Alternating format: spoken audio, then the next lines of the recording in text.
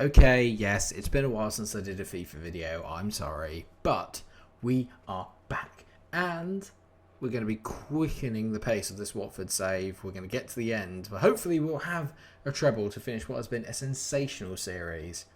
Can we do it? I'm a little bit rusty. Can't imagine why.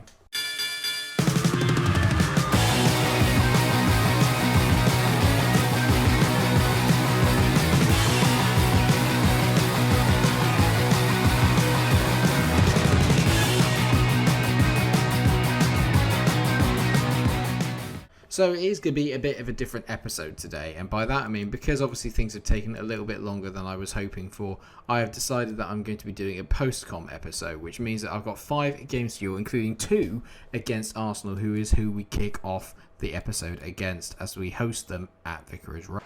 They're not doing too bad in the league. Arsenal down in 8th position, but obviously we were leading the way along with Manchester United at the top of the table. And we did make a very decent start to the game as we pressed for an opener, as MikeRo goes very close there to finishing, but not quite. Arsenal did have a chance of their own though, where they stepped over a free kick here and they bent it long. Henderson completely stranded, but fortunately came off the post. It was, though, their only chance of the first half as we proceeded to dominate. Boadu going very close here, bringing a very good save from Runnison, which was a bit surprising that he was in net. And you can tell here again, just before half-time, we pressed again. Pepe going down the wing, cuts inside, trying to pass it back. Not quite. Runnison clears it. We were making a lot of really good openings, a lot of pace to it. But in the second half, as usual, Arsenal took the lead as Alexander Isak finished lovely from a very quick, slick passing move. Very disappointing here, you can tell. I get caught a little bit short, a bit of quick play, and it's a decent finish by him, but I did expect better. Unfortunately, we didn't really bounce back as I would hope. We did come a little bit closer. It was Durame who came in off the bench for Brildon and Bolo, teed up Cunha here. Cunha was looking to play it back to him, got a little bit lucky with the thing. You expect him to finish it, drives it wide, and unfortunately that resulted in a 1-0 defeat. Not particularly pleased at all with the way that went. You can tell in the post-match conference I wasn't happy. I just wanted to get in and get out. And hopefully was looking to bounce back away at the Amex against Brighton.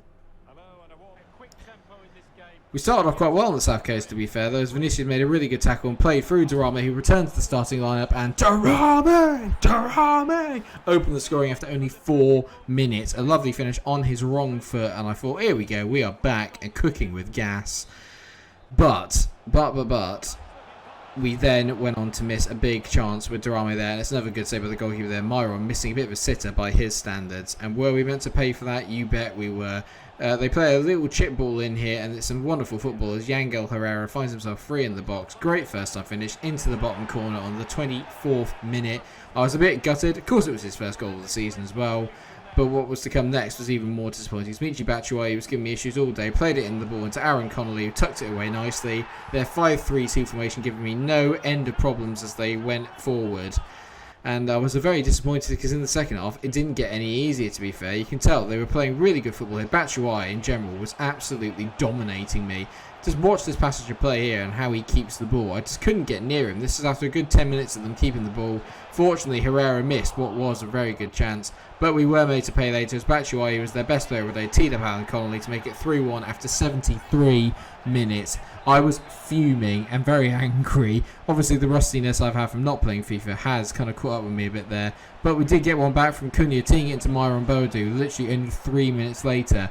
Could we go on to get an equaliser? 85 minutes on the clock. MikeRo Boadu goes through, tees it to Durame, and the man in form misses. That would have been his 14th goal of the season, but unfortunately he skews it a bit wide. Not a good finish, and that is how the game would end. A 3-2 defeat away. 2 on the bounce. Not often that's happened. We wanted to bounce back then with a game against West Ham away in the London Stadium. Actually, obviously with the way they're playing this season, very, very difficult. But we did make a pretty decent start as MikeRo Boadu plays a lovely ball here into Brildon and Bolo, who came in for Durame after his sort of poor performance in the last game. And he absolutely thunders a shot in after 7 minutes to set us off nicely. And we were pressing them really high in this game. We win the ball back again. Brill into MikeRo Boadu, who goes for a goal. Wrong foot, doesn't matter. He doesn't have a wrong foot, making it 2-0 after only 20 minutes. A very decent start for us. And I have to say, the Brill, Donald and Bolo and MikeRo Boadu partnership was working brilliantly in this. Durame is going to have a little bit of work to try and get himself back into the starting lineup if Brill plays like this. we just continued where we left off really in the second half. 62 minutes in, it'd been a little bit calmer really, but the lovely bit of one-touch play here sets through Ruben Loftus-Cheek, who buries it to make it 3-0, and you'd like to think that that was game over. But we were not finished there as we went set to a fourth. João Pedro, who came on, tees up Jude Bellingham, who'd never scored for us before, and he finishes a lovely, lovely shot into the far corner. It's well worth another watch. He starts off the move, unfortunately, which I didn't manage to get in the game capture.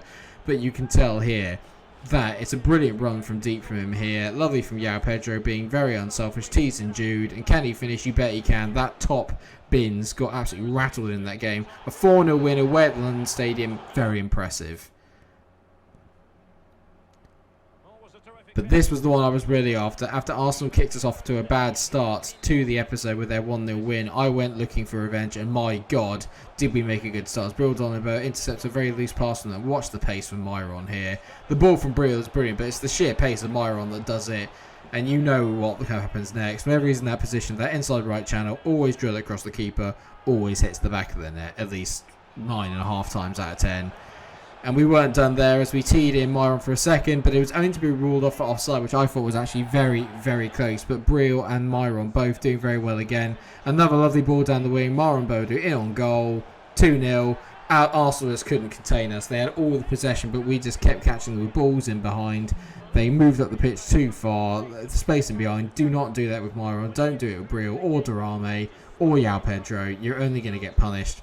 They didn't learn their lesson in the second half either. As you can see here, Camavinga drives forward nicely, plays another ball into Myron Bodu for the hat-trick. He'd been very quiet really in the episode before that, but my God, did he make amends there. A lovely finish. The amount of power he generates on that from a standing position basically is ridiculous. We weren't to be finished there either. Vinicius Jr. here doing a few little skill moves, doing a little roulette, teasing Jude Bellingham, and he tries to bend at the far corner, confident after his first goal for the club in the last game not to be there. Durame though here on the ball, plays a lovely ball out to Vinicius Jr. He could tee it back, but instead he decides to opt for the fake shot, drifts inside and bends one to the far corner. Only his 4th goal of the season in the Premier League. Not particularly good for the value we bought him for. And of course, to add a little bit of a fifth, Jude Bellingham, hot on goal scoring form, comes in there with yet another assist from Mo Durame to make it 5-0 away at the Emirates. That is called revenge. Dished it up nicely. Myron Bodu collects another match ball. Have it. And that leads us on to the FA Cup, the other trophy of which I am looking to try and win in this very historic treble. We were a little bit behind in terms of the league, but I decided that I would put out a bit of a weakened side then against MK Dons, even though we were away from home. You can tell here a lot of the kind of youngsters coming in. Karamo Kuntembele comes back in, Jude Bellingham, hot and goal scoring form, Bukayo Saka, all of them making a start, and Bellingham plays a nice ball here in the 11th minute through to Mo Durame, who goes in on goal. You think, can he finish it? He's unselfish, squares it to João Pedro, who does finish it, but he literally strays a toe offside. You can tell here, barely anything in it. I personally didn't think he was off, but it was very close. And then MK Dons actually had one of the biggest chances of the game there, where they could have taken the lead after 20 minutes, but a decent save by Henderson keeps it at 0-0. Only then for Bukayo Saka to go down the other end and punish them with a great finish into the far corner on his left foot. Mightily, mightily impressive. And I have to say, he played a very good game today, Bukayo. Granted, it's against MK Dons, but you can only beat what's put in front of you, and he put in a very decent performance. Second half came around really. They did really well, MK Dons, to stay in it. But, of course, Durame gets his second of the episode with a lovely finish against them here. Drilled into the far corner, and you knew that that was really game over. After that, it was just a case of how many could it be. We counter-attacked them to death. A lovely ball out here to Ryan Gravenberch. There's a little bit of work to do, but this is a lovely, sumptuous pass he plays here into Bukayo Saka, who takes one touch and squares it across to João Pedro, who gets yet another goal to add to his Watford collection. The only OG of the squad still there. Can he lead us to a historic treble? I hope so. He really deserves it. And he's going to get a bit more game time. And this was a lovely moment here. Karamo Kuntembele, a player that I brought in with a view to the future, he finally gets his first goal for the club with a decent finish on his wrong foot. Drills into the far corner to make it 4-0 against MK Dons. A very decent performance. Very happy. We qualify through in the FA Cup. There will obviously be harder fixtures to come, bigger challenges. But the backup brigade did really well there with a very convincing win. And I have to say then, that is what has led us to this moment. You can tell here, those 2 defeats at the start of the episode has not left us in a good position in the league. We are 3 points behind United, and it is strictly now a 2-horse race. And with January coming up, we might make some transfers. Tune in for the next one, where you will see. Please like, share, subscribe. Until I see you again, stay cool.